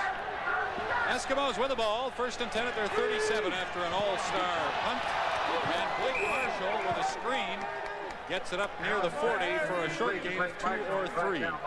And nicely broken up by Harry Skipper. That's an unenviable job to take the play, take on a big offensive lineman. Damon Allen sets back, tries to get them and bring the lineman into him, and flicks it out to Blake Marshall. Here's Bill Stevenson coming right across. Skipper goes down, makes the hit. Stevenson doesn't get down on him quickly enough. Good defensive play. Some of these all-star players will play pretty well the whole game. As a matter of fact, most of them will. There's only 35 of them here, and in some positions they don't have many backups, so they're getting a good workout as Damon Allen throws over the middle, no good at the 50. There's a flag on the play, and if we were to offer a guess, well, it's thrown in the big guys. I would think so. Now trying to block Hallman and Curry and Greg Holding. Marshall. Edmonton number 68 declined. And Bobby Jurison and James West blitzing. Not a lot of fun, is it? Not a picnic. That's not a day in the park for an offensive lineman. Big Rudy Phillips starred for many years with the Ottawa Rough Riders and has had a great training camp, according to Gary Durchuk, the offensive line coach. He's going to be tough to keep out of that lineup this year. 3rd down and 8, Eskimos at their 39-yard line. They trail 13-3. 6 minutes left in the 3rd quarter, and Will Lewis has this punt go over his head back to the goal line, and he's able to get it out to the 15-yard line.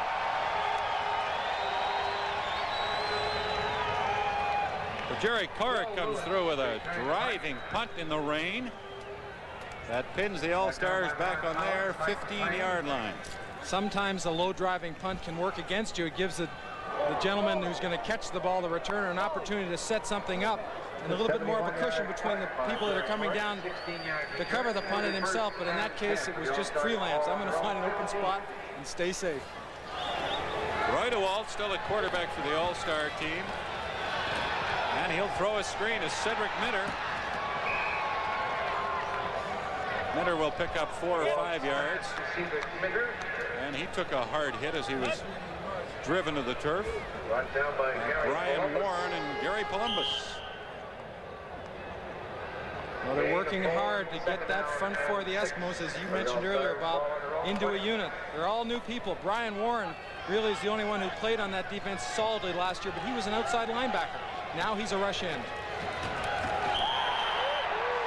And a draw play goes nowhere on 2nd down as Brett Williams makes the play, and he has been a prominent figure tonight.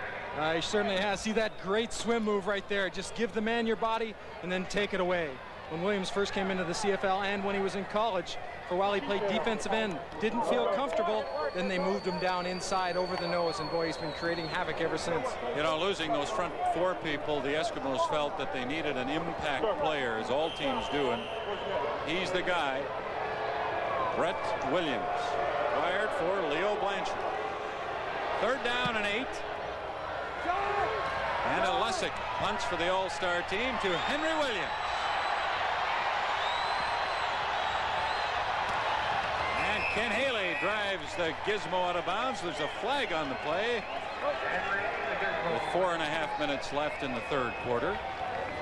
There's a lot of things I like about Henry Williams, but the one thing I really like about him is he never runs out of bounds. Boy, he starts coming that sideline, you can bet he's going to drop a shoulder, put his head down, and try to knock somebody down. Never takes the easy way out. Never.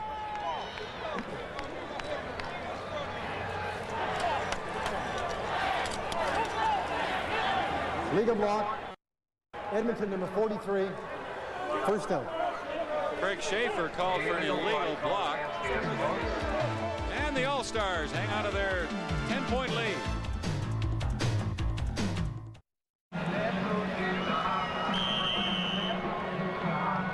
Four and a half minutes left in the 3rd quarter at Commonwealth Stadium in the CFL All-Star Game. The All-Stars leading 13-3. No scoring yet in the 2nd half. The Eskimos 1st and 10 at their 50-yard line.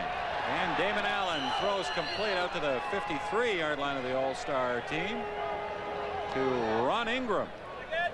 Damon Allen's pass is complete. Well, a simple down, set up your defensive back and get those feet planted. Good throw by Damon Allen. Lots of zip on the ball. It was a good job by Ingram getting down and catching the ball, getting his body down behind it. Now, that ball's going to get a little slippery now because of the rain. So you got to become sure-handed, more so than just a normal time. Ingram, a former Hamilton Tiger cat who turned up in the Edmonton camp this year. 2nd down and about 3.5. Allen hands off. And a good play by James West to cut Chris Skinner down before he could get around the corner. Skinner got maybe half a yard. Linebacker's job, short yardage, once he gets someone out of the way, is to mirror that running back, very similar to what he does on a sprint out to the quarterback. Find that gap and get through and not let the running back get any momentum, and there aren't too many hitters like James West. Scott Flagel, West's former teammate, kind of shoved West into the alley to make that play. 3rd down and 3. Eskimos at the All-Star 53, and they are going for it. Allen hands off. No, he doesn't. It's a fake, and he is ripped at the 52 by Stuman. Allen comes up short of the 1st down, and the All-Stars will take over at their 51-yard line. Almost seemed like a design play. You're going to see the back lead. And Allen like cradle, slide it in and pull it back out of Skinner's arm. Turn and follow the running back, thinking, you know, the first running back's going to make the block. The fake to the other running back should draw people. You get another block from him, but just great pursuit by that talented group of All-Stars. You know, one of the questions about Damon Allen, Neil, is his durability. He's not very big, 175, maybe 180 pounds. Can he stand up through 18 games? All kinds of questions about the Edmonton quarterback situation with Dunnigan gone. And I think they would come up anyways, whether Damon Allen was 6'2" and 210, or there would always be some question. Can he fill in? Can they go with just one seasoned veteran? He seems to think so. Well, Joe Ferragelli admits it was a lot more comfortable to have Dunnigan and Allen, but he doesn't anymore. Flags are down as DeWalt throws on a 2nd down and 7. The All-Stars think we're offside.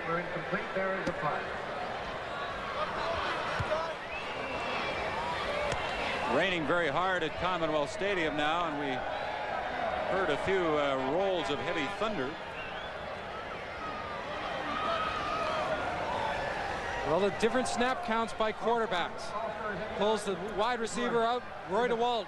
He's a good one when he stands in there. He's got the size and the strength, and he'll wait and wait to the last minute. Very similar. Dieter Brock was so good at that when he was in Winnipeg. Well, he'd take a heck of a hit, but he'd get the ball downfield.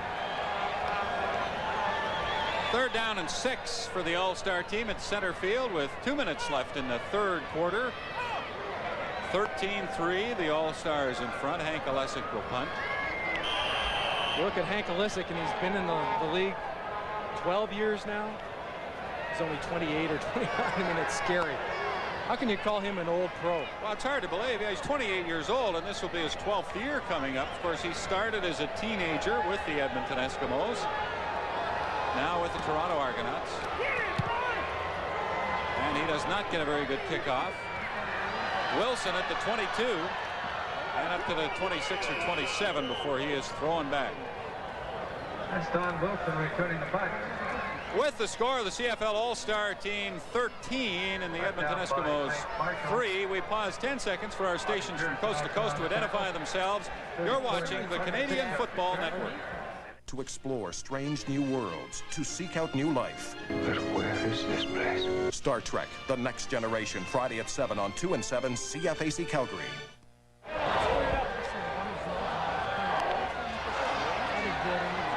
Eskimos at their 26, 1st and 10 with 1:15 left in the 3rd quarter. Damon Allen fakes and then throws down the sideline. Sandusky's open, has it. Steps out of bounds back at the 54 of the CFL All-Star team. But the Eskimos finally get an offensive play that they can get excited about. Well, great receivers have to be salesmen, and you watch the great selling job he does here on Harry Skipper. Yeah, I'm going to sit for a second. Skipper dives up because he thinks he's got the interception. Sandusky releases to the outside to give him more room and therefore less chance for Flagel to get over and break the play up. You know, an old pro like Harry Skipper isn't going to fall for that too often, is he? Well, he wants that interception. You got to gamble sometimes, and sometimes you get burned. Damon Allen over the middle, no good. Out of the reach of Edmonton slot back, Slater Zaleski. You look at the inside receivers and the outside receivers of the Eskimos. They've got some choices to make, and there'll be some tough ones because Tom Richards on the inside, Marco Sinkar, Zaleski, Rick House, but they've got some great receivers. And that's just slot backs. And young Slater Zaleski, yes, is the son of former CFL coach Joe Zaleski, who lives here in Edmonton. 2nd down and 10. Eskimos from center field. Damon Allen, and he can't get it off. Bobby Jurison sacks him. Allen had time, couldn't find anybody. Finally dropped. Well, he has to be patient and realize that you can't go deep all the time. Good pressure. There's only 4 men rushing, blocked by 5. He's got good time. Jurison has time, is knocked down, gets up and makes the sack. Damon Allen had Chris Johnstone, the running back, out in the flat, really with no one around him, but Damon is looking downfield. He has to be realized, he can take a little bit at a time. It won't be too long. Tracy Ham under pressure runs, and he won't get the 1st down. He maybe gained a yard. Hallman made first contact with him. And the Eskimos will send out their field goal team. Bastaya suffered a very serious knee injury late last season that ended his season. He worked very long and hard to rehabilitate it. And we hope that this isn't a recurrence of that. You see Hallman playing off the block of Blake Dermott. You know, the offensive lineman does a great job. Really has a stalemate on the line of scrimmage. And yet the quarterback runs off and the fella gets a sack. It's very discouraging when you do a good job, as Blake Dermott did right there on Hallman. We talked about the test that the Edmonton defensive front will undergo tonight. The Edmonton offensive line will be good this year. They have a lot of talent there. Farragelli isn't sure who's going to make the team, and he'll get some good evidence tonight to make that judgment on. Carrick misses the field goal attempt from the 37-yard line, and Larry Crawford will concede a single. A difficult kick the way it's raining right now. We're early in the fourth quarter in Edmonton. 12 minutes and 52 seconds left in the fourth quarter at Commonwealth Stadium in Edmonton, where a hard rain continues that began just a few minutes ago, and Matt Dunnigan had trouble with the snap from center. Fumbled the ball but was able to recover. Didn't stop me now. Let's go. Matt Dunnigan, we'll listen in with him now. Oh my God, damn it. That just went right through my hands. You just powered it right through me. Here we go, baby. Let's get a red jet and first down. First down. Ready?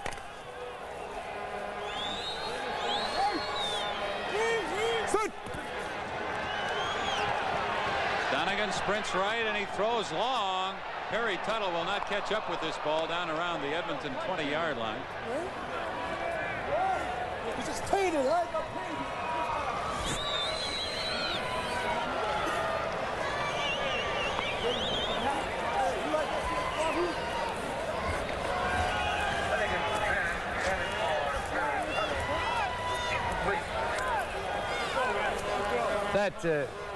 Those linebackers then were, 20 yards deep. Yeah. So I think the 3 seam might be there. Okay. Jack Parker with some advice that the Edmonton linebackers are dropping way off for Matt Dunnigan. Flags on the play on this punt by Alesic, which is returned neatly by the Eskimos into All-Star territory. But there were flags on the play. Troy Wright, a wide receiver, brought it back. And the penalty is going to be against Edmonton. You heard Jack Parker mention to Matt Dunnigan, the linebackers are dropping, as you said, throw the 3 seam, and that's going to be having the backs drop and throw to the fullback, leaking out. Too many men, Edmonton. 3rd down, repeat it. And the All-Star team is going to have the 3rd down play over on the too many men penalty against the Eskimos, which will leave them with a 3rd down and 1. Dunnigan is back in the game, so they're going to go for it. What are you going for? We're going to go on 4, so hold your water. Yeah. We're going 12A, okay? It's a quarterback sneak to the right. 12A, 12A, on 4, on 4. Ready? What is 12A, somebody said.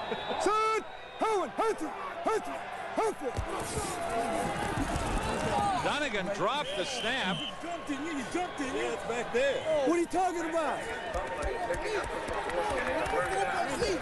But picked it up and got the 1st down.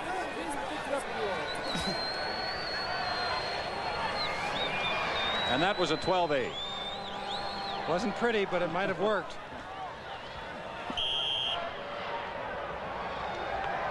First down, it wasn't pretty, but fuck it. Here we go. Let's get a 70 hitch in the 1st down. Ready?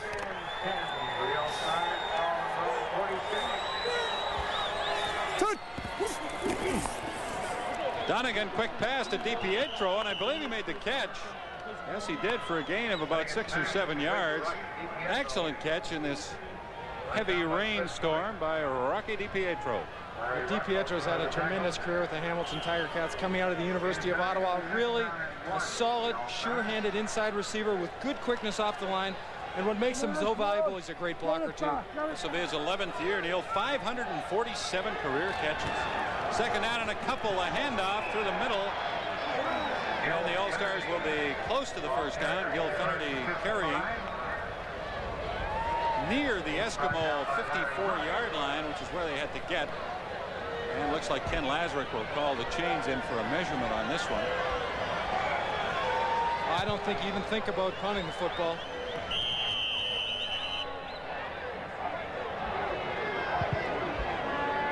So the All-Stars lead by 13-4 with 9:15 left in the fourth quarter. Tonight's attendance, 27,573. That's an All-Star Game record. The previous high was 24,765 back in 1973. The game in Hamilton, which the All-Stars won over the Ticats, 22-11. Just a short note, the All-Star Game brings a lot of important people to this city.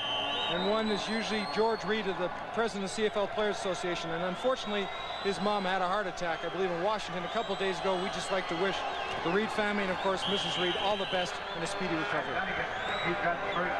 Quarterback Snake and Dunnigan got a first down with 8:50 left in the fourth quarter.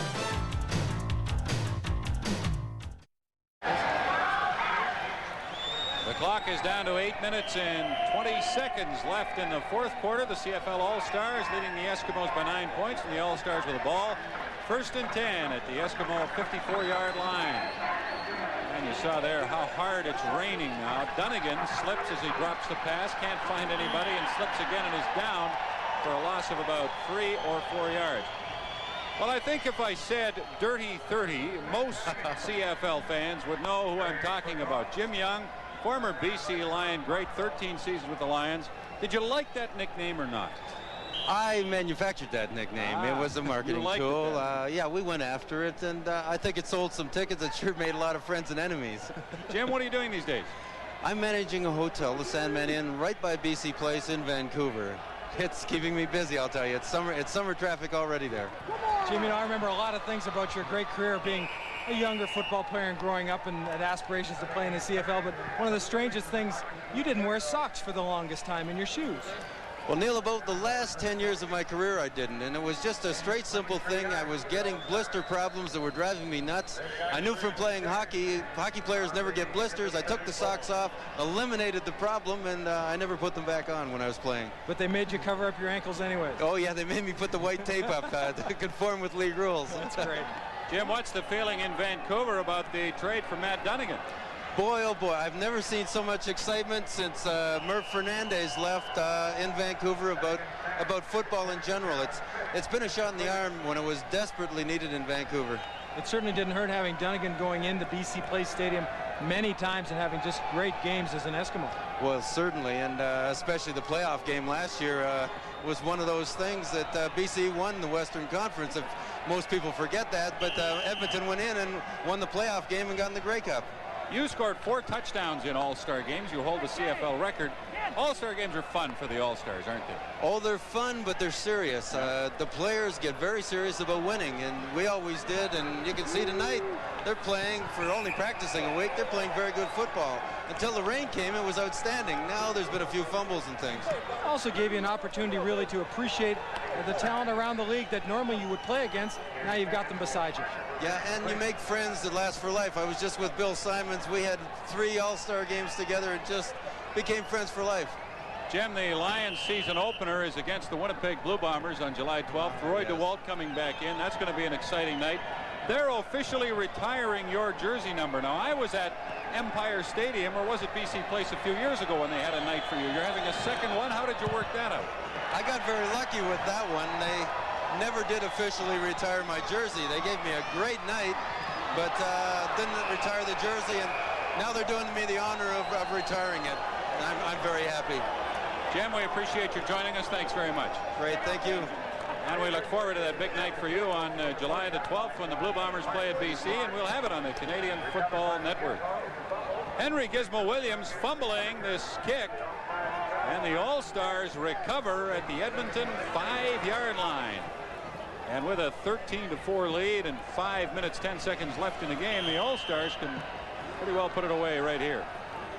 That ball's becoming slippery. The ground, as good as it was at the start of the game, has become slick. It's going to be tough. You know, you talk about gamers in pro sports. That guy, Jim Young, was a gamer, wasn't he? He was. He played hard. He played hard. Cedric Minner leaping over the middle on first down, gets to the 1.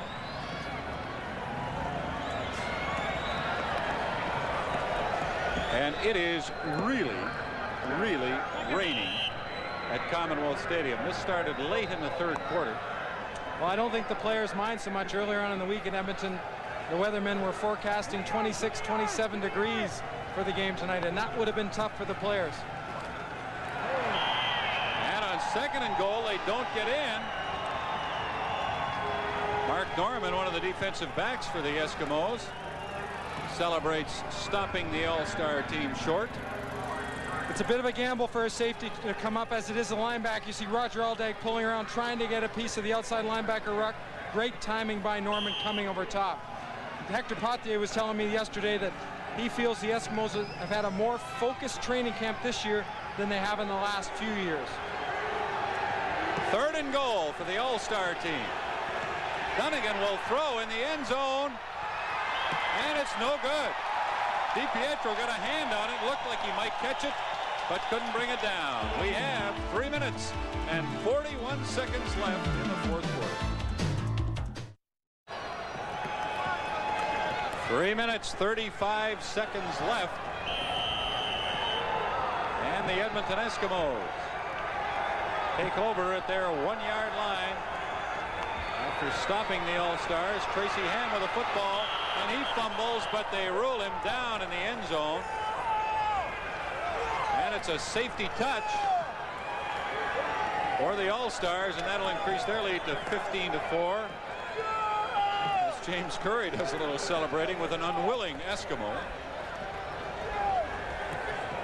Well, that's a tough spot for an offensive series to begin from. Ham's dropping back. You see Marshall moving inside on Richardson, forcing Ham to go outside. Still plenty of time, and there you go. You lose your feet. You try to do something big to save the play. It's best just to go down, hang on to the football. Now, Neil, those defensive people up front, as we look at Joe Ferragili trying to stay dry, those defensive people up front for the All-Stars, James Curry, Harold Holman, Jurison, Greg Marshall, and Mike Walker, boy, they have been a load for Edmonton's offensive line. All night. I love you, baby. Yeah! Not very excited. He's kind of a calm sort, isn't he? Well, they've got some studs up there. You look at Mike Walker, who some feel may be the best inside tackle around. They list him at 6'3", 255. If he's 255, I'm 101, because he's a big man and he's quick as a cat. Well, the safety touch for the All-Star team gives them a 15-4 advantage.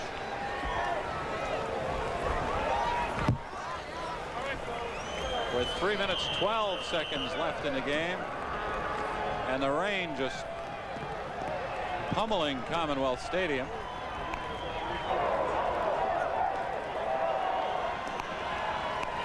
On first down from their own 35, Dunnigan is hit. He actually avoided what would have been a very hard hit by Craig Schaefer and falls at the 35. 2:45 to go in the CFL All-Star Game from Edmonton.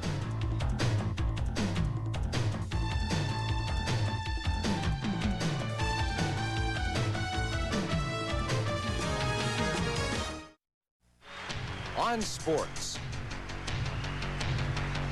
Hi everybody, I'm Mike Toth. Make sure and join us Saturday nights at 10:30 for On Sports, when we take a complete look at the world of sports. Saturday night, 10:30 on Sports. There's a look at Tom Richards with the towel over his head. He's not happy about this. He wants to win the game. They all did. Veteran linebacker Kevin Konar had a good one. Dunnigan with just over a minute left wants to pass. The whistle blown by head referee Ken Lazarick, who rules Dunnigan was in the grasp at the 32 of the All-Star team. All-Stars leading 15-4. And Lazarick, I think that time, deciding he didn't want to see Dunnigan take an unnecessary shot, and I applaud that move. Well, he's still having problems with his feet, but there's more of a little bit of a brush off there. Now they normally wouldn't call it. Well, I would hope not. No. But I understand it doing it now. It sure. makes sense. Well, if you were Dunnigan in a game, you would be most upset with that. And here's Hank Olesic on a fake. slipping it ahead to Cedric Minner. And the Eskimos will take over with 41 seconds left. Do you think Olesic did that on his own, Neil? Well, I think it was a high snap, and he just improvised. He's done that many times before. A few times he's had a little bit better success than this. Has to move out. Now, he's fair game because he's out of that neutral zone. He figures, well, why not? What the heck? We're ahead. The old scoop pass to Mentor. Only missed him by 3 or 4 yards. So the Eskimos will get a chance to score with about 20 seconds left now as Tracy Ham drops back and throws, and it's intercepted by Larry Crawford at the 2-yard line. And he gets it back out to the 10. So with 8 seconds left, the CFL All-Stars take over once more. And they're going to run the clock out, and that will end the 1988 CFL All-Star Game. That's how the All-Stars score 10 points in the first quarter and go on to an 11-point victory.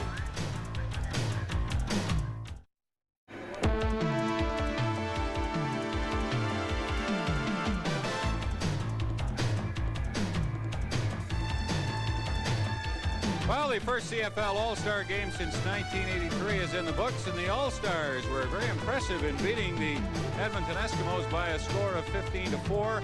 They got a 100-yard punt return for a touchdown by Will Clark in the first quarter. That was the most exciting play of the game, and the All-Stars were really never in trouble from that point on. Neil, your thoughts on how Joe Ferragelli would view the outcome of this game? The All-Stars, of course, had fun. They won the game, which added a little bit to it. Would Ferragelli be concerned by what he saw in this preseason game? I don't think he'll be concerned. He came into the game saying, well, you know, it's a football game. We're going to try to win this game. When they break the film down, they will get a chance to examine some of the areas that they might have concern about. Maybe some of the decisions have to be made in the offensive line. Maybe that cornerback spot that's been vacated by Stanley Blair. This will help them going into their next game and the next week of preparation. I don't think concerned is right. I think just maybe time to wake up a little bit and get ready for that first game. You know better than anybody, you don't read too much into a preseason game. No, and the players won't be too upset. You're always a little bit internally upset when you don't play well. I mean, you want to go out there and do well. But it is, then there were no zeros in the column, no 2 points for the other team. Keep it in perspective, but it gives you good reason to work harder, that much harder. You know, Neil, every time Damon Allen goes on the field this year, and we talked about this during the game, his performance is going to be panned by media in Edmonton in particular and everywhere. What did you think of his play tonight? I think it was typical of a quarterback that's only been in training camp 8 days now, and understand in that training camp there are 3 or 4 quarterbacks and they go through reps, sets of 6 and 7 plays at a time. Not a lot of work to work with receivers. So understand he hasn't had a lot of work, but it will come because the numbers will decrease now. Okay, an All-Star Game record crowd of 27,000 plus watches the All-Star team beat the Edmonton Eskimos by 15-4.